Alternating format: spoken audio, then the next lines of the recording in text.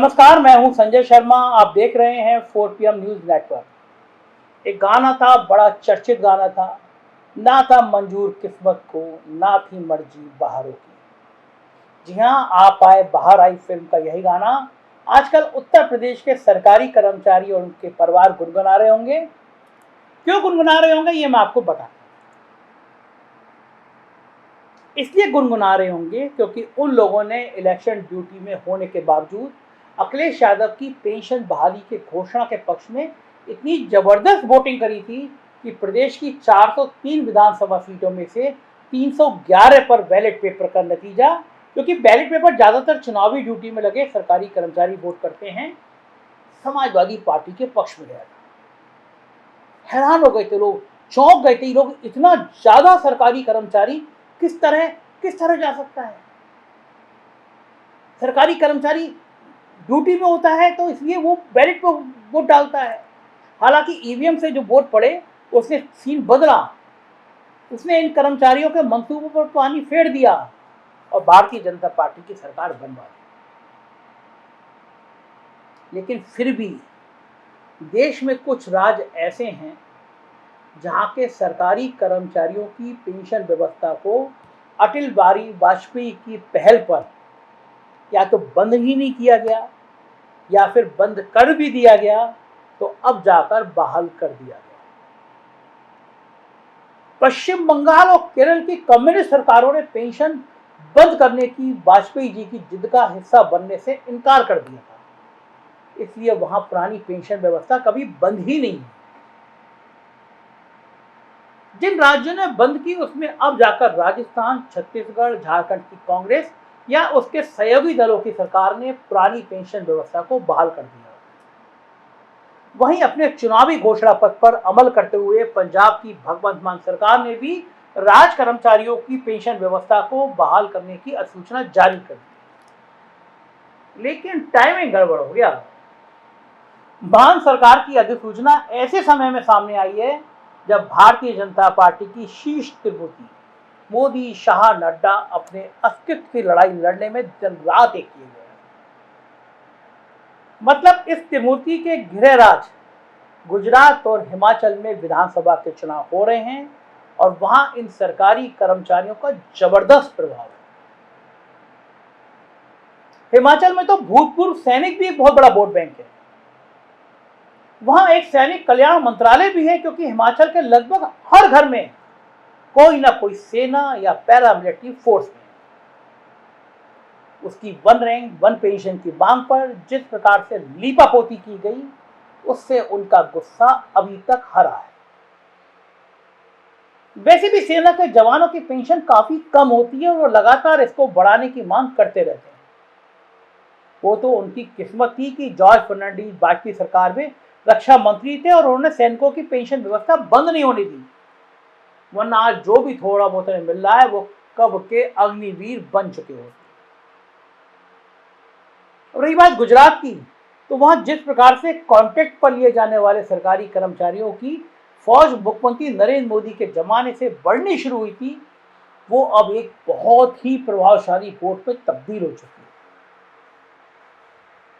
बेचारे कॉन्ट्रैक्ट कर्मियों को तो जब कॉन्ट्रैक्ट खत्म होने के बाद कोई सुविधा ही नहीं है, बहुत हो हल्ले के बाद उन्हें पीएफ की सुविधा मुहैया कराई गई। और जहां तक बात 2004 के बाद बहाल हुए परमानेंट सरकारी कर्मचारियों की है तो उनकी हड़ताल अक्सर कोरे आश्वासनों पर तुड़वाई जाती है।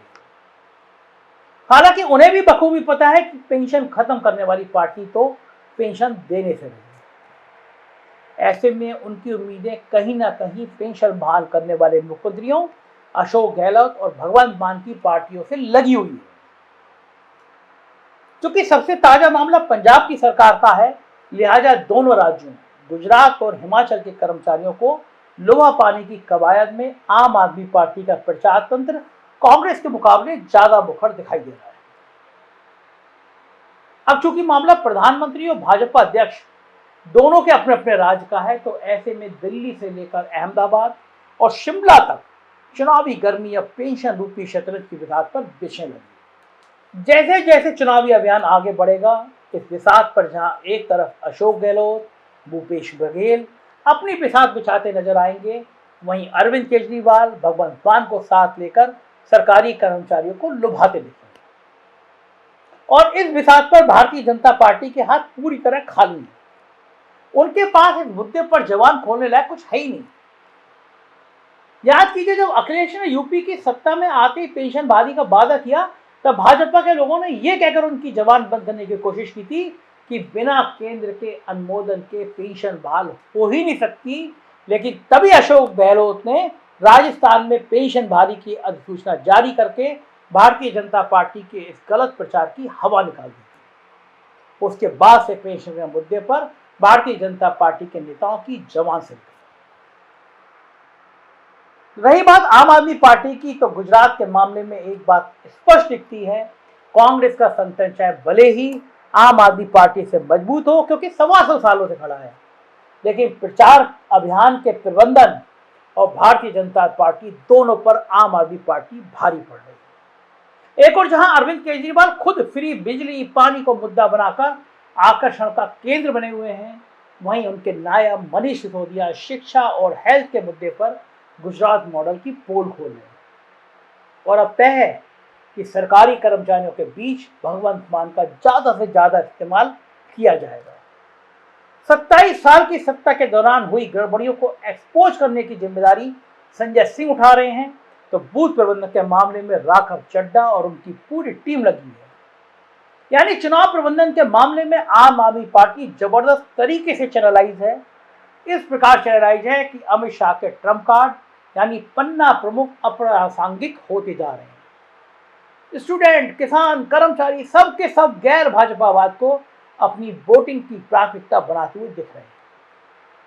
अब ऐसे में प्रधानमंत्री नरेंद्र मोदी का वाइब्रेंट गुजरात, हिंदुत्व, गुजरात का बेटा, इस तरह के जुमले कितने प्रभावी होंगे, इस पर अभी सिर्फ कयास लगाए जा सकते हैं। लेकिन फिलहाल जिस प्रकार से भारतीय जनता पार्टी के नए सहयोगी CBI, ED, income tax, narcotics control bureau, ये सब जिस तरह से सक्रियता दिखा रहे हैं, उससे स्पष्ट है कि दोनों राज्यों में भाजपा के हाथ पैर फूले हुए हैं। और इन सब के बीच 10 लाख से ज्यादा कर्मचारियों, पेंशनरों, मतलब उनके परिवार समेत 40 लाख वोट की जमात भाजपा के खिलाफ जाती है, तो निश्चित तौर पर चुनाव में इसका असर पड़ना तय है। चलते चलते इंपॉर्टेंट बात, इलेक्शन ड्यूटी भी यही करेंगे, लिहाजा ईवीएम का कंट्रोल भी इन्हीं कर्मचारियों के हाथ में रहना है, सभी सरकारी कर्मचारियों के हाथ में रहना है। थोड़े कहे को ज्यादा समझिए और देखते रहिए 4PM। मैं बताता रहूंगा राजनीति क्या है और राजनीति की सच क्या है। आप अगर उत्तर प्रदेश की खबरें देखना चाहते हैं तो दूसरा चैनल हमारा 4PM यूपी, और बिहार की खबरें देखना चाहते हैं तो 4PM बिहार को सब्सक्राइब करिएगा। शुक्रिया।